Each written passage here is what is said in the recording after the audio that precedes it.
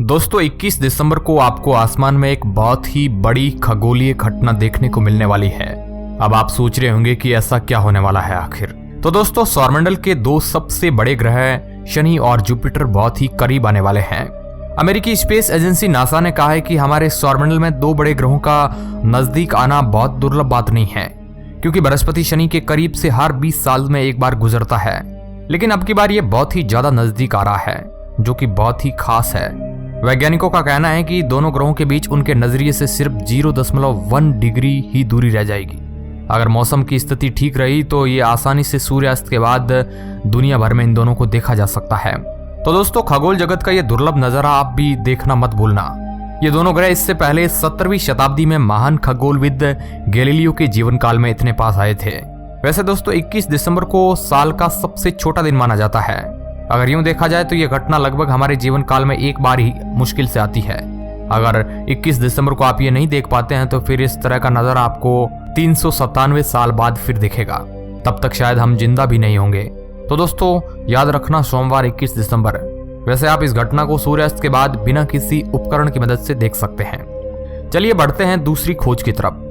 दोस्तों नीदरलैंड स्थित रेडियो दूरबीन में कुछ वैज्ञानिक खोज कर रहे थे, जहां वैज्ञानिकों ने लो फ्रीक्वेंसी एरा की मदद से कुछ ऐसे रेडियो संकेत को डिटेक्ट किया जो कि सौरमंडल से बाहर किसी ग्रह से आ रहे थे। इन रेडियो संकेतों के बारे में जानकर वैज्ञानिक काफी हैरान थे। ये रेडियो संकेत हमारी पृथ्वी से 51 लाइट ईयर दूरी पर मौजूद किसी ग्रह से आ रहे थे।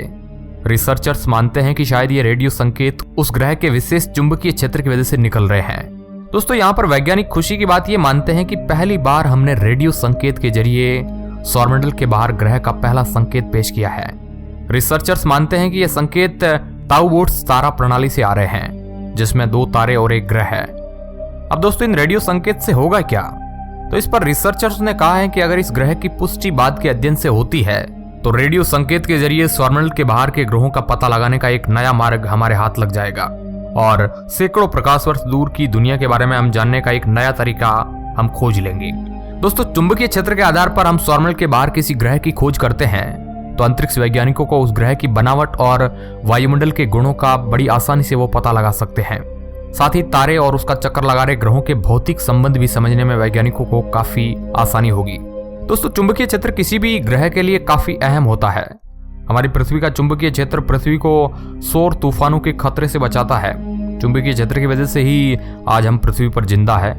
दोस्तों आज से 2 साल पहले वैज्ञानिकों ने हमारे ग्रह बृहस्पति से आ रहे कुछ रेडियो संकेत का अध्ययन किया था और उसी तरह के संकेत सौरमंडल के बाहर के ग्रह से आने के अनुमान है वैज्ञानिकों को कि वह भी सौरमंडल के बृहस्पति ग्रह जैसा होगा। बृहस्पति और अन्य ग्रहों से आने वाले रेडियो संकेत के नमूने ब्रह्मांड में पृथ्वी से 40 से 100 प्रकाश वर्ष दूर स्थित ग्रहों का पता लगाने में मददगार है।